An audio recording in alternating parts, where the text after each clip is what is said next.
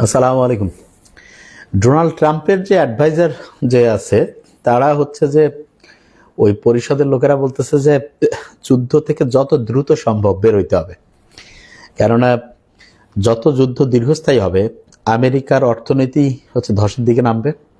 এরপরে হচ্ছে যে গালফ যে কান্ট্রিগুলো আছে সেই কান্ট্রিগুলো থেকে প্রেশার বাড়বে এবং আলটিমেটলি যেটা হবে সেটা হলো যে ইরানের ভিতরে একাত্মতা, ইরানের মানুষজনের যে একজনের সাথে আরেকজনের যে কানেকশন, এটা আর ডিপ হবে। আর এই কারণে এখন অ্যাডভাইজার পরিষদ যেটা আছে, কাউন্সিল, তারা হচ্ছে ট্রাম্পকে বারবার এটা নক করতেছে যত দ্রুত সম্ভব যুদ্ধ শেষ করতে হবে। শেষ করার বুদ্ধি কি? যে আপনি বলেন যে যুদ্ধে আমরা জিতে গেছি, হ্যাঁ, আমাদের যে লক্ষ্য আছে লক্ষ্য হাসিল হয়ে গেছে, আমরা এখন হচ্ছে যে যুদ্ধে আমাদের অর্জন যেটা করতে চাইছি তার চেয়ে বেশি হয়ে গেছে। এবং অলরেডি কিন্তু ট্রাম্প আজকে কালকের মধ্যে এরকম কথাবার্তা শুরু করে ফেলছে অলরেডি, যে আমাদের যে ওদের যে উদ্দেশ্য সেই উদ্দেশ্য নাকি পূরণ হয়েছে। আলটিমেটলি উদ্দেশ্য কিছুই পূরণ হয়নি, কিন্তু এখন অবস্থা এমন পর্যায়ে গেছে নিজে তো অন্তত নিজেকে জয়ী ঘোষণা করে যুদ্ধ থেকে বাঁচা লাগবে। আচ্ছা, ব্যাপারটা হলো আমেরিকা এত পাওয়ারফুল, কিন্তু এই যুদ্ধে ইরানের সাথে কুলাইতে পারতেছে না কেন? কারণটা খুব ইজি। ইরান কিন্তু জেতার জন্য যুদ্ধ করতেছে তা না। ইরানের লক্ষ্য হচ্ছে আমি তোমাকে ভাই সাথে নিয়ে ডুববো, তুমি আমাকে মারতে চাও, একসাথে মরি, আসো। এখন একসাথে মরতে যখন কেউ যায় তখন যার দুনিয়া নিয়ে চিন্তা নেই, যেমন ইরান, ও চিন্তা পরকালে গেলে ওর হচ্ছে এটা থেকে তো শাহাদাত হিসেবে সে চিন্তা করে, তার হচ্ছে এই জীবন কোনো কিছু না। আর যে ম্যাটেরিয়ালিস্টিক জীবন নিয়ে চিন্তা করে যে দুনিয়া সব, ওর কাছে মৃত্যু কিন্তু ভয়ঙ্কর ব্যাপার। আর যে চিন্তা করে মৃত্যুর পরের জীবনটা আমার মেইন জীবন, তার কাছে মৃত্যু কিন্তু একেবারে সাহসের ব্যাপার, কিচ্ছু না। তো এইটা আসলে ওই যে ইসলামের একটা অসাধারণ কথা আছে না, কেউ যখন হচ্ছে যে মৃত্যুকে তুচ্ছ জ্ঞান করে এবং জীবনকে হচ্ছে যে আল্লাহর রাস্তায় দেয়, তখন সে হচ্ছে আলটিমেট ফ্রিডম পায়। ঘটনাটা ঠিক সেটাই হয়েছে। এবং আমরা যেটা দেখতেছি যে আমেরিকা এবং তার যে হচ্ছে যে মন্ত্রী পরিষদ, যেমন ধরা যাক যে তাদের যারা হচ্ছে ফরেন মিনিস্টার রয়েছে, এরপরে হচ্ছে এটাকে কি বলি, যে সেক্রেটারি অফ হচ্ছে যে ইউএস সেক্রেটারি ফরেন আর কি বলে ডিফেন্স সেক্রেটারি যে রয়েছে, এরা কিন্তু বারবার বলতেছে যে আমরা হচ্ছে যে দেখতেছি যে খুব দ্রুত কিভাবে যুদ্ধটাকে হচ্ছে যে মানে প্যাক আপ করা যায়। প্যাক আপ বলতে আমরা বুঝাচ্ছি যে ওদের উদ্দেশ্য পূরণ হয়ে যাওয়ার একটা ব্যাপার ওরা বলতে যাচ্ছে। তো এইখানে যে জিনিসটা যে আমেরিকা যেটা ধারণা করছিল যে সবচেয়ে সেরা লিডারদের খতম করে দিবে, তারপরে ইরানের লোকজনের রাস্তায় বের হয়ে আসবে, বের হয়ে এসে আমেরিকার পতাকা উড়াবে, কিন্তু হয়েছে এর উল্টা।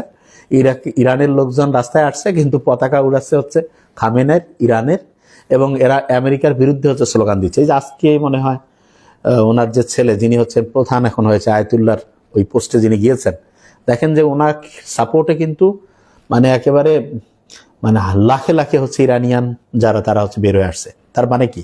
তার মানে ইরানের সাধারণ জনগণ এটা বুঝতে পারছে যে আমেরিকা আমাদেরকে স্বাধীনতা দিতে পারবে না, স্বাধীনতা আমাদের দেশের বরং তারা হরণ করতে আসছে।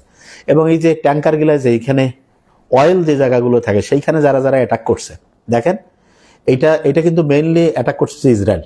ইসরায়েল কিন্তু আবার এই যুদ্ধে থাকতে চাচ্ছে, কারণ ইসরায়েল যদি এই যুদ্ধ শেষ হয়ে যায়, নেতানিয়াহুর কি অবস্থা আল্লাহ জানে। নেতানিয়াহু যে আছে সে কিন্তু ওই দেশে ওর জনপ্রিয়তা একেবারে তলানিতে যাবে, এবং নেতানিয়াহুর অনেকগুলো হচ্ছে ওনার সাথে কিন্তু হচ্ছে মানে ওই যুদ্ধ বন্ধ হয়ে গেলে এবং নিরপেক্ষভাবে ভোট হয়ে গেলেই দেখা যাবে নেতানিয়াহু এখানে নাই হয়ে যাবে, মানে ওর কোনো থাকবে না, পোস্টে থাকবে না। তা সামগ্রিকভাবে আমরা যে এই জিনিসটা বুঝতেছি, যুদ্ধ যত লম্বা হবে সবচেয়ে ক্ষতিগ্রস্ত হবে আমেরিকা। ইরান হচ্ছে যে তার জাতিগত যে একাত্মতা সেটা বাড়বে, এবং আরেকজন লাভবান হবে সেটা হচ্ছে চীন এবং রাশিয়া। কারণ দেখেন হরমুজ পানি দিয়ে কিন্তু চীনের জিনিসপত্র কিন্তু যাইতে পারবে। চীনের যুদ্ধ মানে কি বলে এটার নাম, ট্যাঙ্কার, তারপর হচ্ছে যে তেলের যে হচ্ছে পণ্যবাহী জিনিস চীনের যাইতে পারবে। আবার হচ্ছে যে রাশিয়া যে আছে তার তো তেল বিক্রি হবে, যেহেতু এদিকে তেল যাইতে না পারলে রাশিয়ার তেল কিনবে সবাই। বেশ করে ওই রাস্তা দিয়ে বেশি কিন্তু গ্যাস যায়, তারপরে গ্যাসের যে প্রবাহটা সেটা ঠিক রাখার জন্য কিন্তু সবাই এখন রাশিয়ার দিকে ঝুঁকতে বাধ্য হবে। তার মানে এই যুদ্ধ দীর্ঘস্থায়ী হওয়া মানে হচ্ছে রাশিয়া স্ট্রং হওয়া, আমেরিকা উইক হওয়া, চীনের হচ্ছে একাত্মতা বাড়া। আর যুদ্ধ যদি বন্ধ হয়ে যায়, দেখেন যুদ্ধ তাড়াতাড়ি ধরেন বন্ধ হয়ে গেল, তাহলে কি হবে? তাহলে হচ্ছে যে ওই নেতানিয়াহু যে আছে তার কিন্তু হচ্ছে একেবারে অবস্থা খারাপ।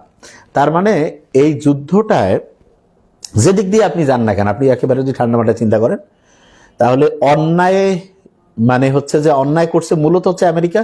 এবং এই জন্য দেখেন যে সে কিন্তু হচ্ছে মানবিকভাবে নৈতিকভাবে সে হচ্ছে নাই হয়ে গেছে।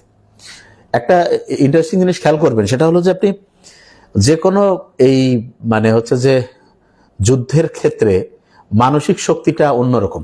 কেউ যদি মানসিকভাবে হচ্ছে যে দুর্বল থাকে, যে না আমি হচ্ছে ওইটাকে যেটা বলে যে আমি নৈতিকভাবে ঠিক নাই, তাহলে কিন্তু সেই যুদ্ধে অসাধারণ হইতে পারবে না।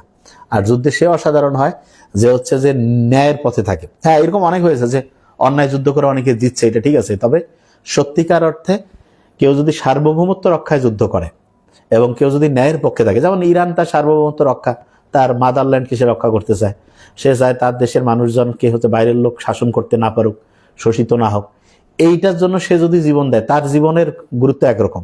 আর আপনি একটা দেশকে দখল করতে যায় অপ্রয়োজনীয় একটা হচ্ছে যে যুদ্ধ করলেন, এইটাতে আপনার জীবন গেল, এটা কিন্তু আপনি চিন্তা করবেন আমি জীবনটা কেন দিব।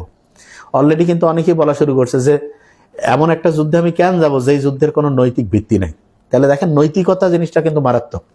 আপনি দেখেন আপনার ফ্যামিলি, আত্মীয় স্বজন, বন্ধু বান্ধব, আপনি যাকে পছন্দ করেন তার জন্য আপনি জীবন দিয়ে দিতে পারেন, আর আপনি যাকে পছন্দ করেন না তার জন্য আপনি 50 টাকাও দিবেন না, যে ভাই কেন আমি দিব। তা ব্যাপারটা এই পর্যায়ে গেছে, আমেরিকার মানুষজন নিজেও বুঝতেছে, যারা ওরা সৈন্য থেকে শুরু করে ওদের প্রায় 80% লোকে জানে যে এটা হচ্ছে একটা মানে অপ্রয়োজনীয় আগ্রাসীমূলক মানে হচ্ছে যে একেবারে বাড়াবাড়ি পর্যায়ের একটা যুদ্ধ। তাহলে এই বাড়াবাড়ি যুদ্ধ যেখানে আমার দেশ সত্যিকার অর্থে মানে হচ্ছে যে একটা অনিয়ম করতেছে, সেইটাতে আমি যে কেন হচ্ছে যে আমার নিজের হচ্ছে জীবন ধ্বংস করবো। তো এই জায়গাটা রয়েছে। তা আমাদের এটা থেকে যে জিনিসটা বোঝার বিষয় সেটা হলো যে দেখেন, ন্যায়ের পক্ষে থাকলে আপনার সাময়িক ক্ষতি হলো, মানসিকভাবে আপনি এত শক্তিশালী থাকবেন যে আলটিমেটলি আপনার লাভ হবে। আর আপনি অন্যায়ের কারী যদি হন, আপনি যদি অনেক পাওয়ারফুল হন, সব দিক দিয়ে সবগুলো প্যারামিটার আপনি পাওয়ারফুল, কিন্তু মানসিকভাবে যে আপনি দুর্বল, এইটা আপনাকে ধ্বংস করার জন্য যথেষ্ট হয়ে যাবে। তা আমরা দোয়া করি হচ্ছে ইরানের মজলুম মানে হচ্ছে মানুষজন এবং তাদের রাজনৈতিক যারা আছেন লিডার, তারা যে এতটা অসাধারণ সাহসিকতা কথা দেখাচ্ছে, এইটা আসলে প্রমাণ করে যে একটা দেশের মানুষজন যত দুর্বলই হোক সামরিক দিক থেকে, অর্থনৈতিক দিক থেকে, নৈতিক দিক থেকে যদি শক্তিশালী হয় এবং ন্যায়ের পক্ষে থাকে, তাহলে সেই দেশকে হারানো সারা দুনিয়ায় যে কারো পক্ষে অসম্ভব। Thank you so much. আসসালামু আলাইকুম।